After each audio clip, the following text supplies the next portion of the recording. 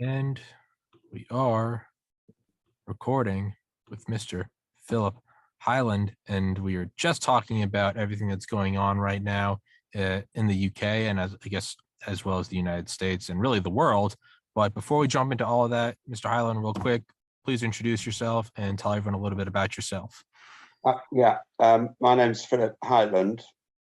Up until 2020, I lived a life of well-deserved obscurity. When a pandemic was declared, I was skeptical, and the more I've lived through the declared pandemic, the more skeptical I've become. And there's a big gap between what we're being told is happening and what we're experiencing.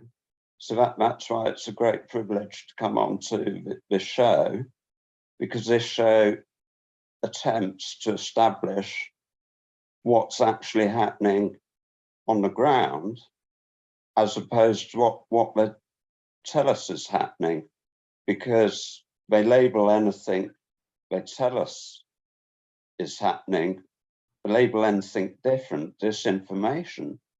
But information is facts as experienced by the vast majority of people.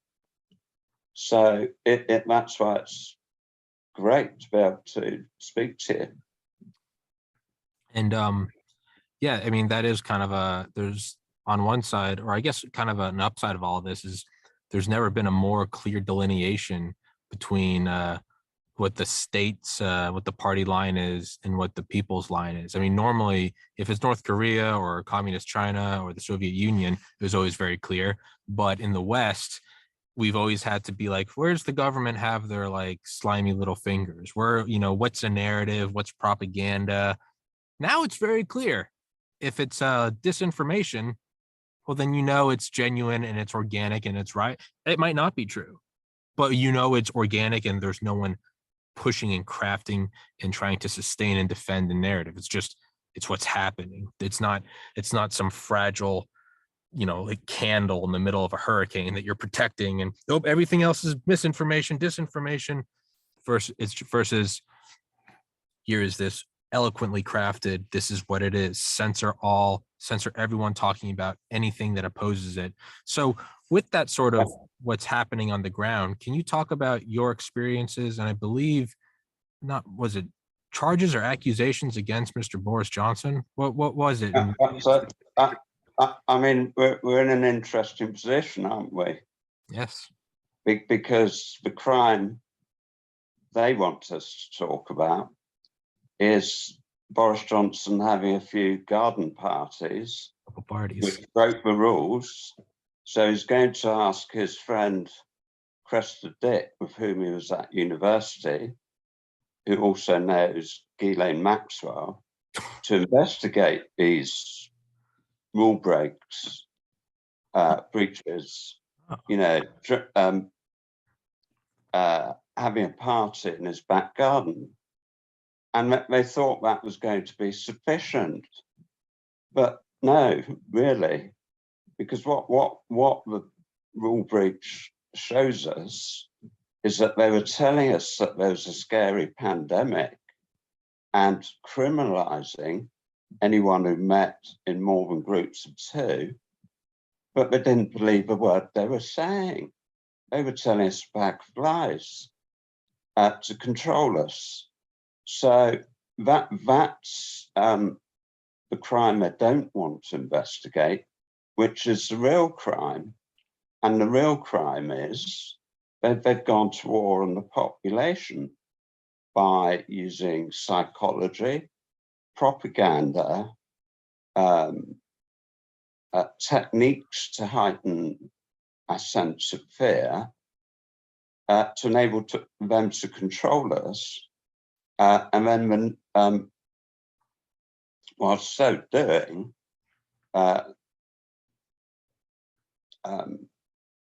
suppressing cheap and available and safe most particularly safe alternatives like HCQ and zinc.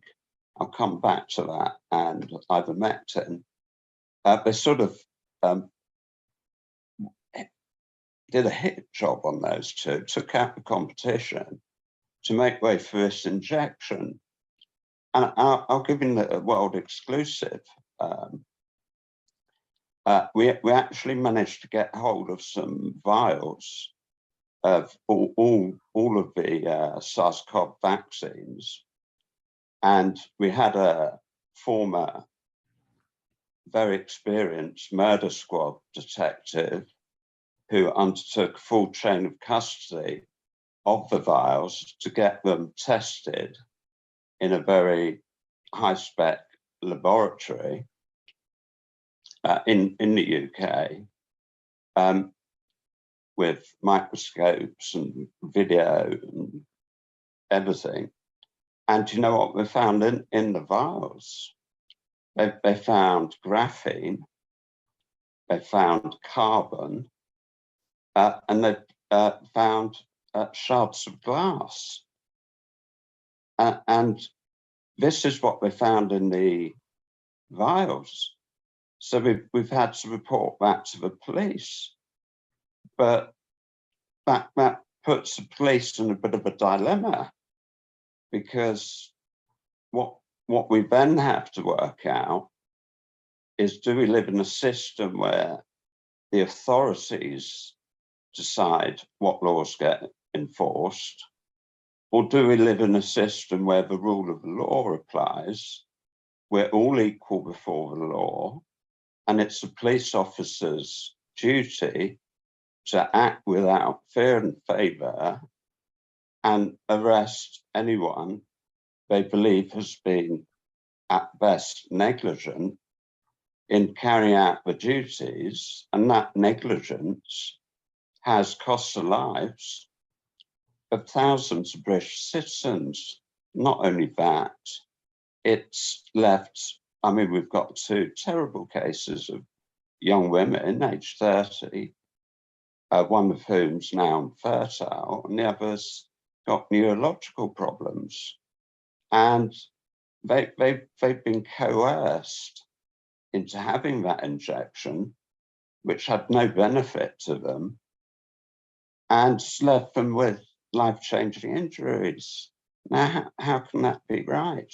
Because we haven't those people haven't taken that injection out of choice.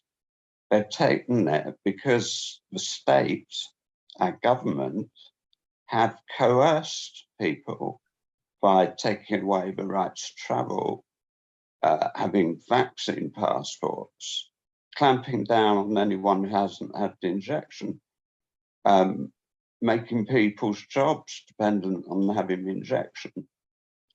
And this injection, it's got graphene in, it's got carbon in, it's got shards of glass. So if we live in a country, which I hope we do, the police should enforce the law without fear or favour and arrest those responsible, whoever they are. So that's where we are in the UK. And I'd imagine you'll be having a similar conversation in the States, because I heard someone in Texas has taken out a crime number. I'm not sure. I had on two doctors last week who both said they can't talk about it, but they now know definitively the death count, the vaccine-related death count in the U.S. is astronomically higher than anyone else. It seems like, for future listeners, today is Monday, February 2nd, 2022. It seems like we're on the verge of something. It seems like the leaks are too numerous in the dam of the state-run narrative, whether it's the Project Veritas, like leaked DOD, DARPA papers, or whether that DOD medical database, I think it's called DMED, or whether it's VAERS, or whether it's the insurance companies talking about a 40% rise in deaths, or the funeral homes talking about how their business is up like 600%. It seems like we're on the cusp of something, but because I'm one person with one set of limited experiences in one geographically limited area. That's why I have on so many people from so many walks of life and so many places on earth, is to talk about what they've seen. So I can't necessarily speculate on what's going on in Texas or the US, wherever you had just said, because I hadn't heard of it. But I would imagine with what they found in those vials, it would have to be at least peer reviewed, correct? Because Yeah, we're getting that sure.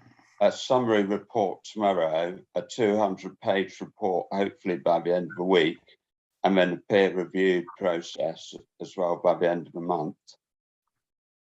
So it's about as factual as you can be. Yeah.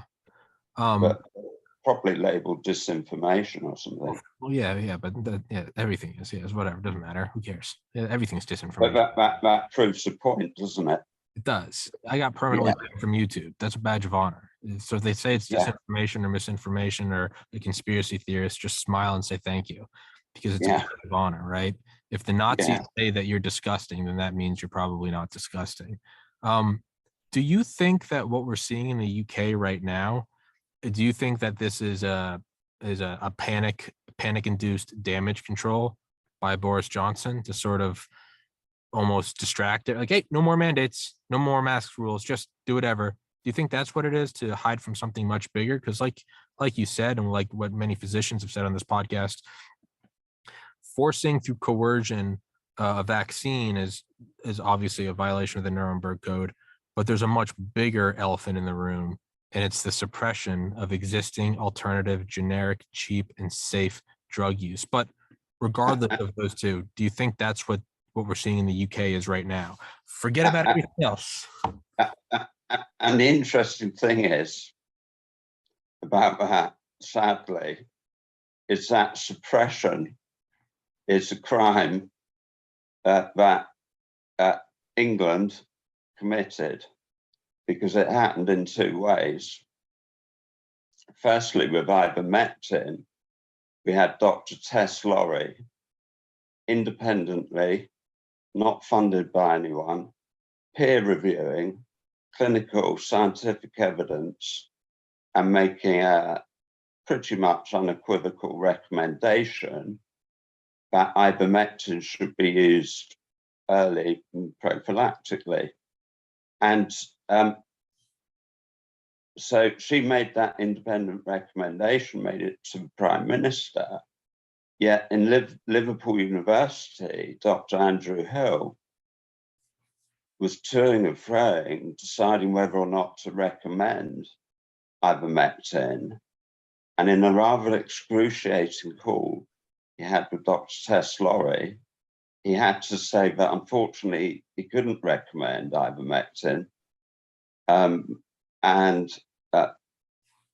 he implicitly said that he'd been lent on by his sponsors. And if you go back one or two paces, his sponsors are Bill and Melinda Gates.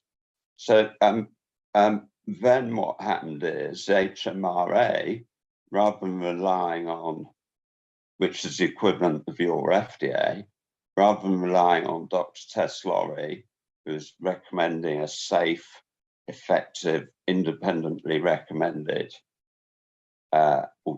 drug, they went with Dr. Andrew Hill.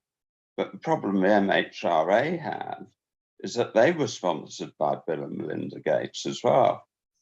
So if you then turn to HCQ, I'm afraid you thought that was bad. It gets worse, because there's a Mr. Horby and a Dr. Horby, or Professor Horby, and Professor Landray from Oxford University run what you can only describe as the rather ironically entitled recovery trial using HCQ. Now, rather than follow what I understood as a layperson to be the recommended protocol, which is to take it prophylactically and at early onset, because it's an anti-inflammatory at 200 mg. No, they didn't adopt that protocol. The protocol they adopted was to use HCQ, no zinc, at late onset respiratory syndrome, but rather than give a dose of 200 to 400, they gave a dose of 2,400 in the first 24 hours. And as a witness who we took to Hammersmith Police Station said, who's a journalist for a very well-known newspaper in the UK, what she said is she'd been taking HCQ for chronic conditions she had for the last 15 years. And she said the recommended daily dose is 200 to 400. And she said, if you'd given me, bear in mind, she said she'd been taking it for 15 years. She said, had you given me 2,400, and even though I'm very tolerant to it, I would have ended up in the hospital. Yeah. So these people who are already in hospital suffering from a respiratory syndrome were given the wrong drug at the wrong stage of disease at about, conservatively, 6 times the recommended dose. So it wasn't an amazing surprise that 27% or thereabouts of the people on that trial died. And that's when the regulators stepped in and said it's unsafe. You know, the regulators sponsored by Bill and Melinda Gates. And I understand, I might be wrong, but I think the recovery trial was also sponsored by the same foundation. And so the regulators stepped in when 90 people had died, saying, well, that's too many, it's unsafe. Yet here we are, a year in, and we've got 2,000 people on the yellow card system. And even the MHRA say the yellow card system only records 10%. So that's 20,000 people dead.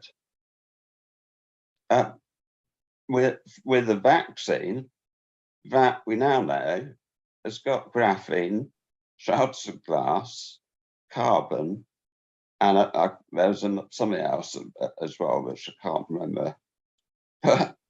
So who's responsible for that?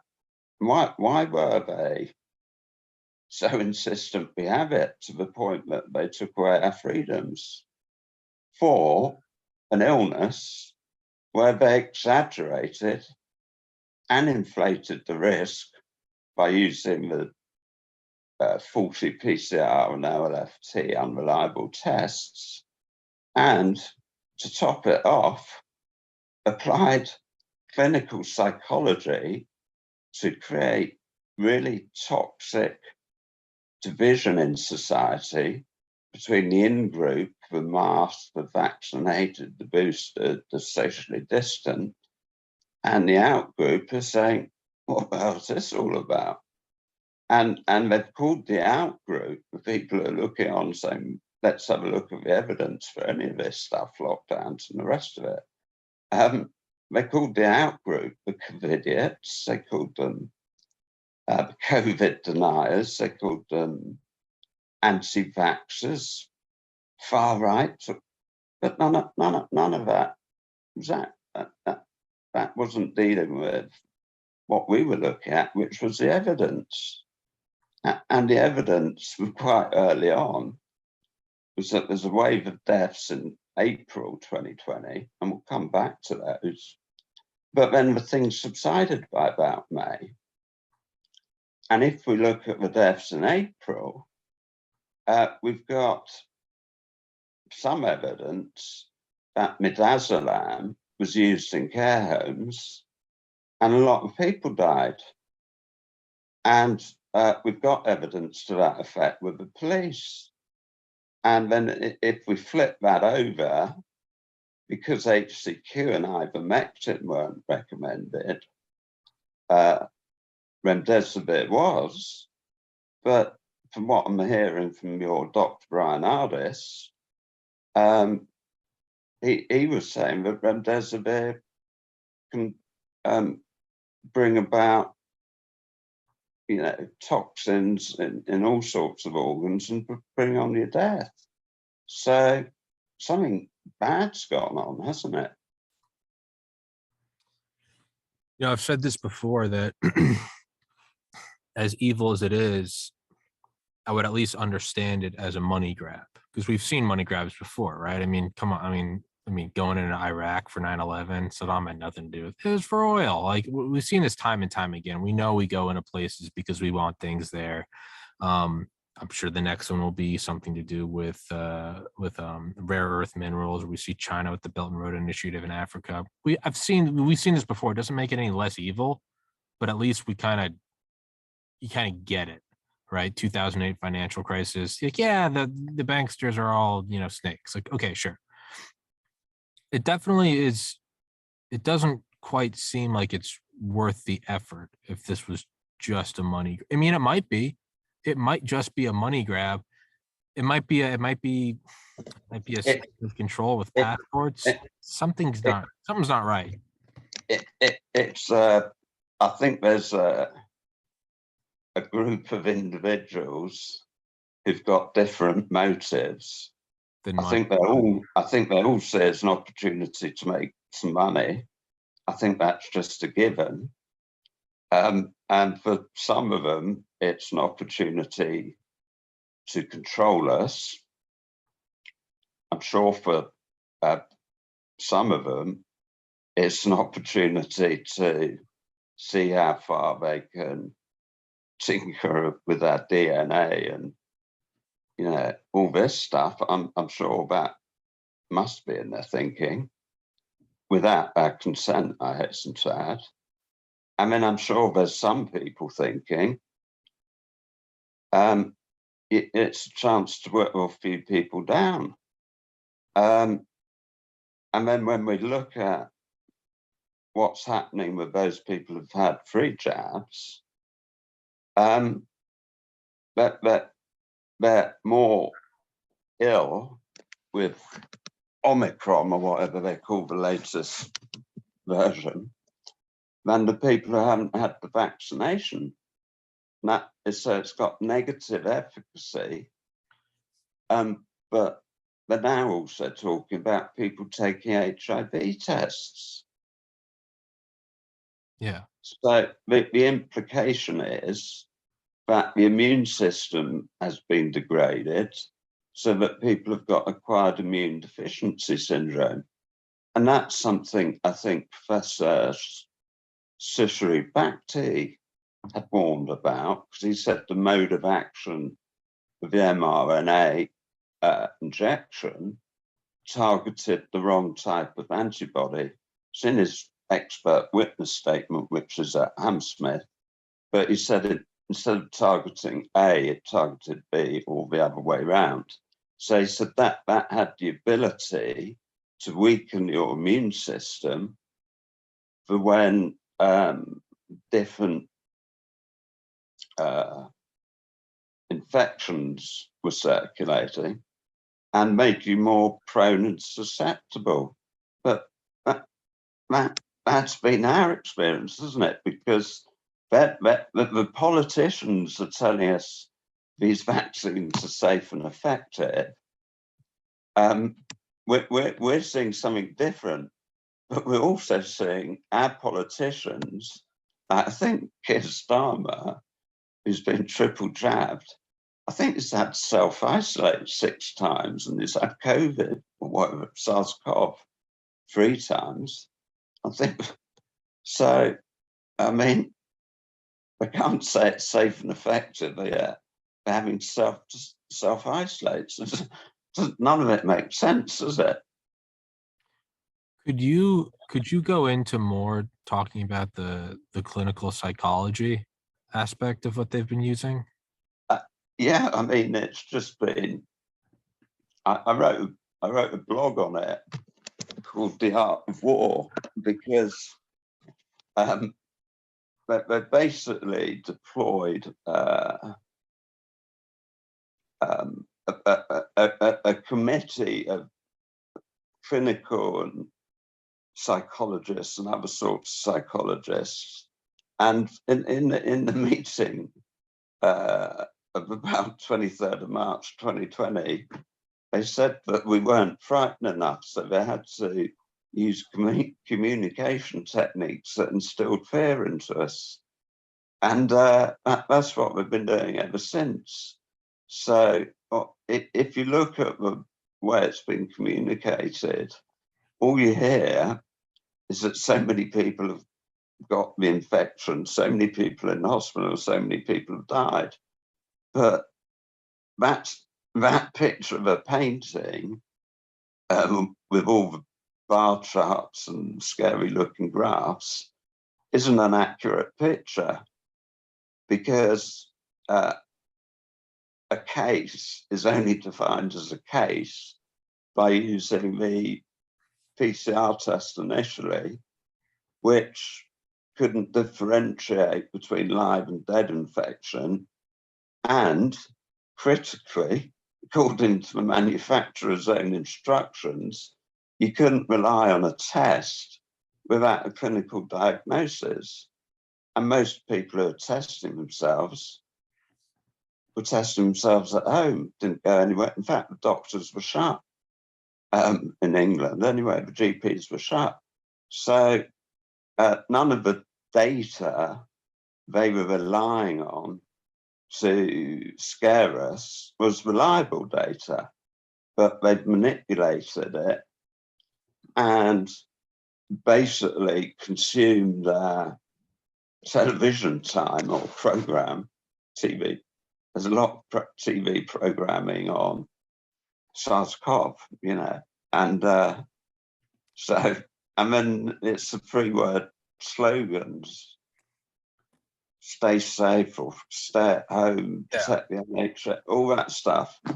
And it's been incessant. And then it's take a jab, protect grandma, and get boosted. And it's just, and they've got an advertising budget, you know, that I think they set an advertising budget of 240 million. So that, of course, pays for all the radio stations and newspapers who then don't go off message. So it's been a bit of an all-out assault on information. It's been an information war and an assault to get us thinking that we're either in this big group here or we're over here, and these people over here are selfish idiots, this, that, and the other.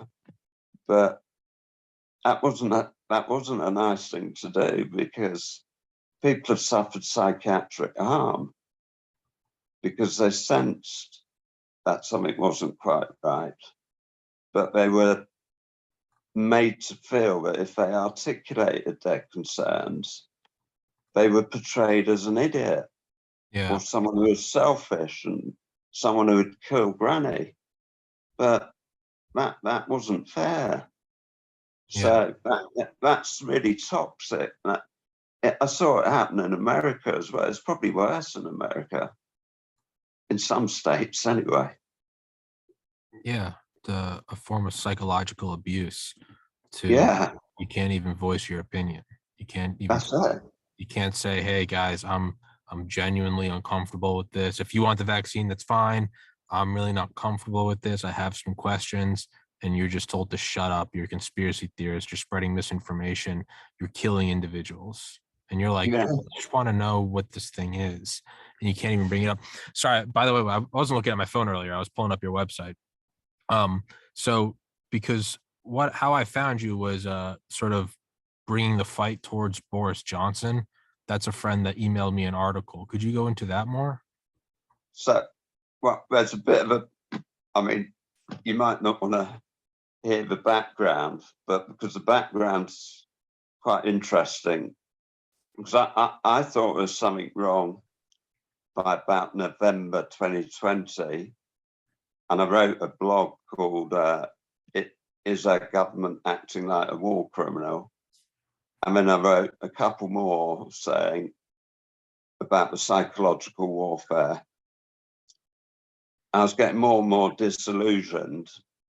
And then in June 2021, Dr. Sam White resigned. He's a general practitioner, which in US terms, it's a local doctor, not based at a hospital, but based at a health centre, if you like. And he spoke out and said that he was very concerned about all these issues, suppressed therapeutics, the use of masks, all this stuff, gene therapy. So he actually got suspended by the NHS, and then he got investigated by the GMC, and we'll come back to them. But when he got suspended, he engaged me as a lawyer. And I think the good thing about that was we didn't need to explain ourselves. We're exactly on the same page. Yeah. So I wrote a 25-page open letter to the Chief Executive of National Health Service, and I copied in the Commissioner of the Metropolitan Police, Cressida Dick. And in that letter, we what's called blew the whistle and alleged that the government, senior advisors, ministers, regulators had misled the public, had been criminally negligent, and were abusing our right to informed consent. And that was a criminal offence, and that there was also undeclared conflicts of interest with various foundations, and I mentioned Gates and Epstein in the letter. So we blew the whistle in a public letter, which I think got downloaded about 1 million times. It went viral a bit. And then Dr. Sam White was suspended. And then in the UK and in the US, you have something similar. It's called the General Medical Council. And they started investigating Sam White. And we had, Dr. Sam White had to go to the Medical Practitioners Tribunal Service for spreading misinformation about the pandemic. So, of course, we pitched up at the a court hearing to determine whether or not he was spreading misinformation. And Sam, we'd done a 103-page witness statement proving each of the points made: gene therapy, no evidence behind masks, every single point we rebutted in the witness statement. Anyway, the Medical Practitioners Tribunal Services, in their wisdom, a panel decided, with a legally qualified chairperson, decided that Dr. Sam White, could not speak on social media to discuss any aspect of the pandemic at all. So we got the judgment, and so I wrote in the next day, and I said, "Dear Chair, could I just clarify, if Dr. Sam White stood as a member for Parliament, could he talk about the pandemic?" And they wrote back saying, "We're not answering the question, it's perfectly clear." So anyway, we took that to the High Court in the UK. There's a bit of a story, but I hope you don't mind me rambling. But anyway, we took it to the High Court in the UK, and we were very lucky. We had a very good judge. His Honour Justice Dove, which is a great name, Justice Dove. And we were blessed with a very good barrister called Francis Hoare. Anyway, he managed to, well, the judge was actually fairly persuaded from word go, actually. But the judge's decision was that it reached Dr. Sam White's human rights to be sanctioned in that way, as the panel had not really considered whether, if it went to a full hearing, the GMC would succeed. And because they hadn't asked that question, it was an error.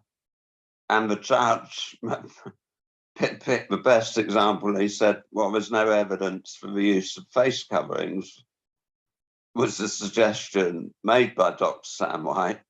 How likely are you to succeed at proving that that was disinformation? So we had the ban lifted on the 3rd of December. And then we went on the front foot a bit. So we wrote to the NHS and said, since the 5 months have passed, since we pointed out the negligent rollout of the vaccine, so another 1,500 people have died and you've not done anything. We copied in Cresta Dick.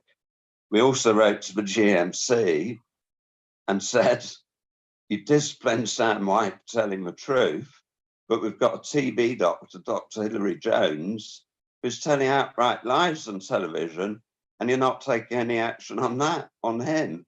You're misconducting yourself in public office. And then we went to your equivalent of the FDA, which is the MHRA, and said, basically, you're negligently reckless in office and have caused people to suffer and die because you've not conducted yourself properly. You've taken an emergency use authorization vaccine completed in 9 months when it normally takes 12 years. We've got an expert witness statement to that effect. How can you safely produce a drug in 9 months that normally takes 12 years? Yeah.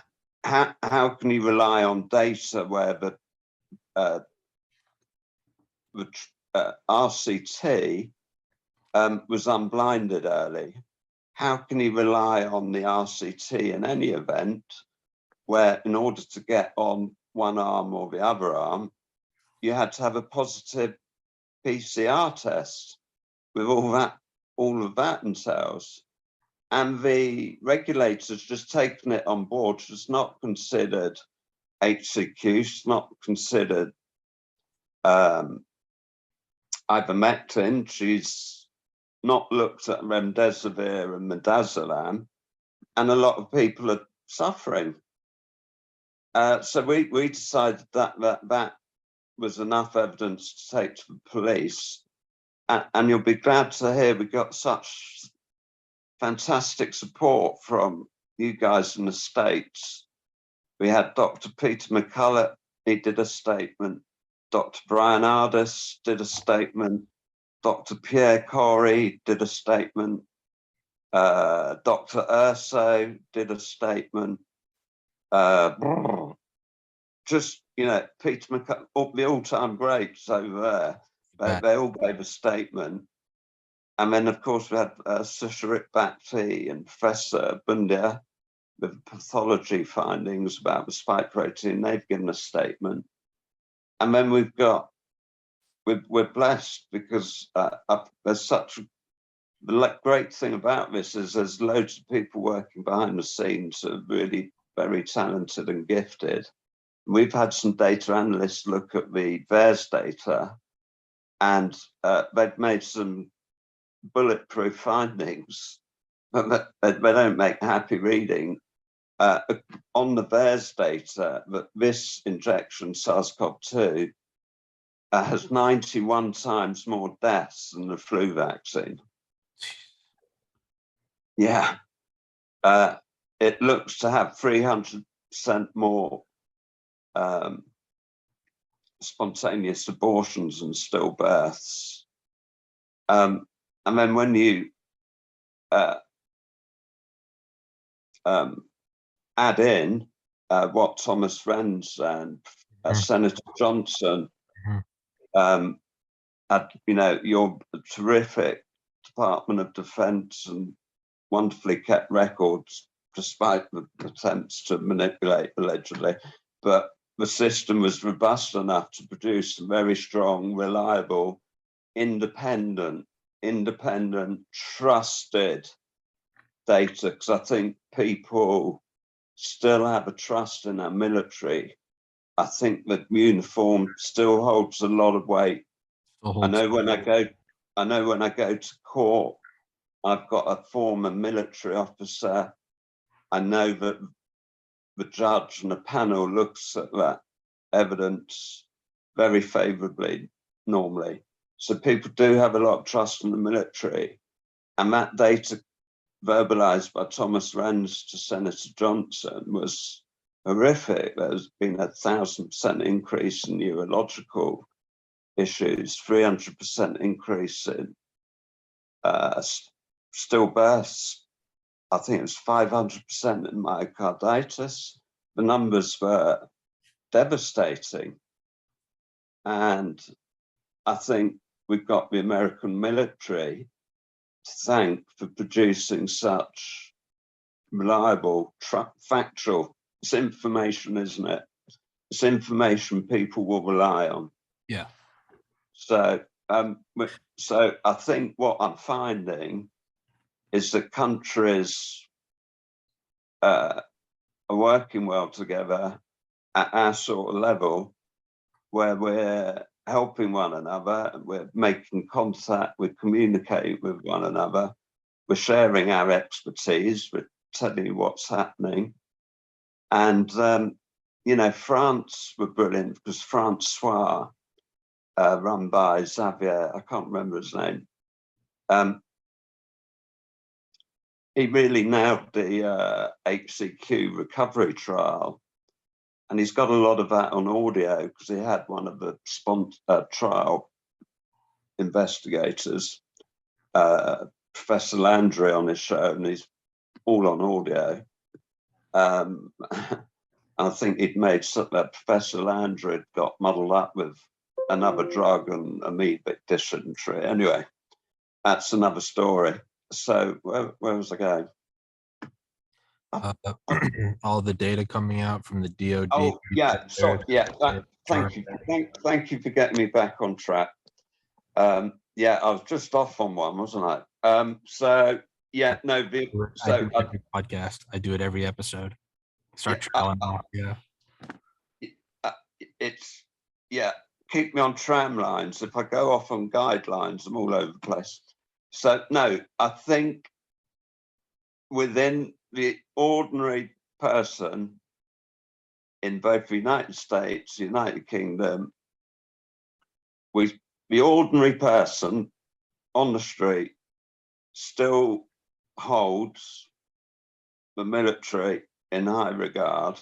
Yeah. And they will trust that data come out the military as rock solid, independent, no vested interest, just the facts. And I think that's where the gap between what they're telling us and what we're hearing starts to close, because that DOD, those DOD facts, you can't trump them. You know, you can't trump them. They're untrumpable facts. Yeah, that's got to close the gap. And the fact that they're not reported means that the mainstream media, they know it's true. But they know it's true, but they're also complicit in covering up of what Pfizer. It's even worse than that. It's under international law. If your government's committing a crime on you, and you're the mainstream media and you're propagandizing that crime and not reporting it independently, you're complicit. So I think when when the legal reckoning comes, I think companies like Twitter and Facebook and YouTube and your mainstream media and mainstream media have to be answerable because they prevented life-saving information from getting out to the public. And ivermectin's the classic case in point. The propaganda pushed out by the mainstream media was that it was a horse dewormer. And if you went on Facebook and said anything different, you were kicked off. So they're complicit in this. They were the gatekeeper of the information, and they've cut out life-saving information. They've prevented people from knowing about life-saving information, because you can't argue with what happened in Uttar Pradesh, where 200 million people took ivermectin and had very little respiratory illness and death, and likewise Peru, which up until the election, they'd use ivermectin, because this is a political project, not a health one. When they changed president and moved over to the injection agenda, cases went through the roof. So we've got the real life data, not only from the DOD on the harm the injections do, but we've also got the real life data that had you chosen something else, you'd have got a far better outcome. So why wasn't that something else chosen? Wasn't enough dollar in it. So they basically put a price on people's lives, haven't they? Yeah. And am I wrong there, Tommy? I mean, have I got that? You're not wrong at all. We do gotta wrap up in like 5 minutes. I have to start preparing for podcast tomorrow. But what I wanted to say was, I think probably the brilliant takeaway, and hey, we can always do another podcast. Don't think. No, that's all right. I do go on a bit. No, I've done almost 700 episodes. Trust me, I go on. But I do think probably the most important takeaway of what you said was closing the gap between what they say is happening and what we know is happening. Because if Joe Rogan says it, or if I say it, or McCullough says it, oh, misinformation, when it starts coming from the DOD, and then as you brilliantly pointed out, and the media won't cover it, not only do they know that that's true, because the DOD still does have, so does the MOD in the UK, they still have that air of authenticity and trustworthiness, that not only are they not covering it because they know that they have no argument against it, it also shows direct complicity. And so it's one thing if Pfizer or Moderna do something, if there are, and I've been saying this since early last year, early 2021.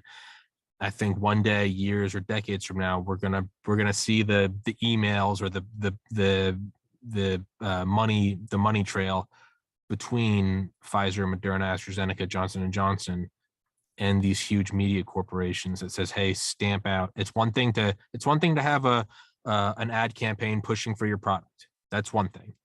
It's it's a literal crime against humanity to then also use those platforms and information dissemination systems to suppress medical treatment. The number of people that have died from the vaccine pales in comparison to the number of people that have died unneedingly. Is that a right word? Unnecessarily, from not being able to get early treatment. 23,000 deaths on VAERS, horrible. Not trying to make light of that.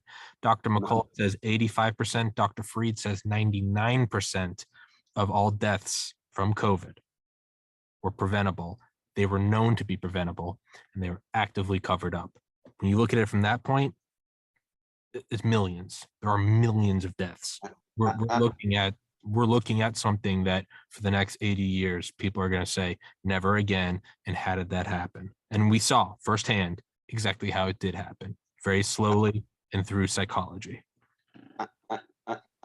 I'll just finish on 2 points. Yeah, man. Yeah. The first point is, not only did they take out HCQ and Becton. ivermectin, they brought in remdesivir and midazolam.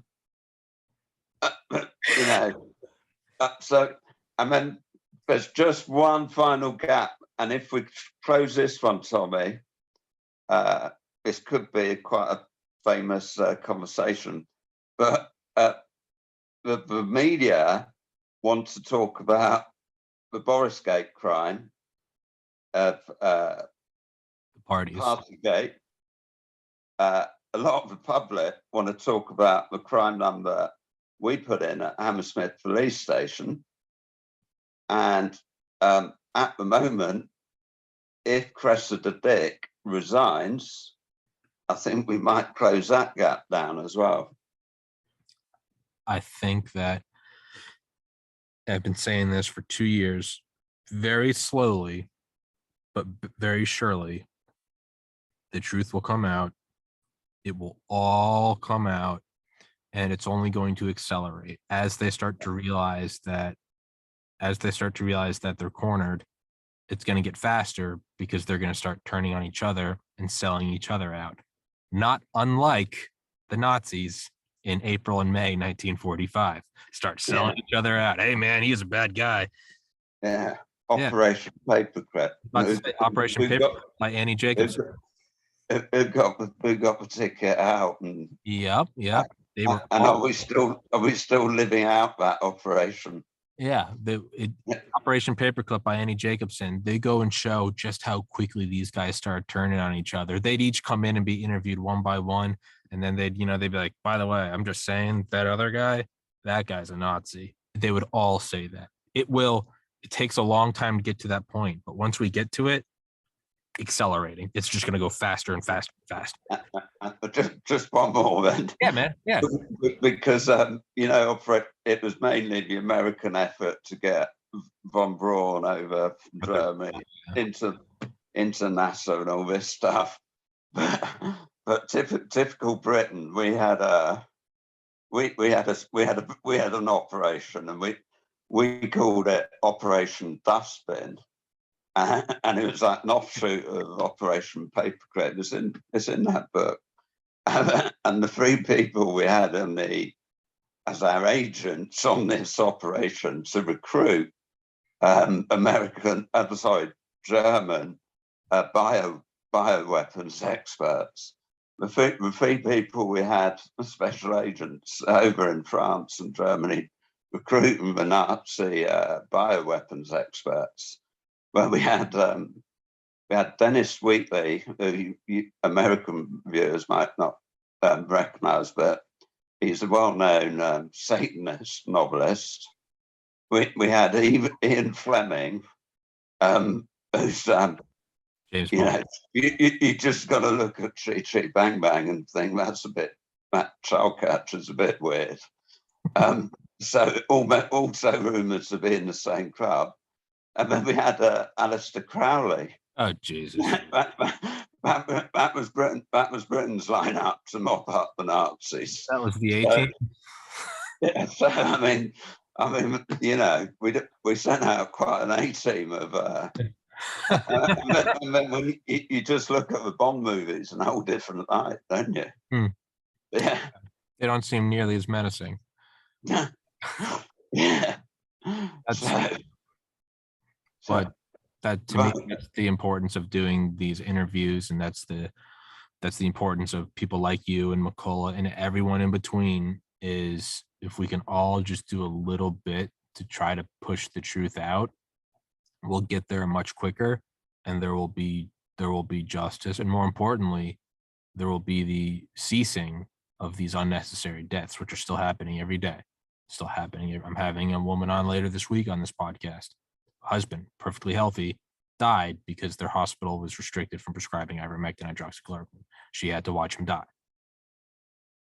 it's still happening. So it's not just that the truth is going to come out. There are still unnecessary deaths happening every single day. So it's not over yet. Like, we have to finish it. So, but I have faith that we will. As more and more people see what's going on, they can't help but get involved. And as more people get involved, it becomes easier socially to get involved. You feel like less of an outcast. You don't get made fun of as much. It's not as crazy anymore. People start to team up. Courage is contagious.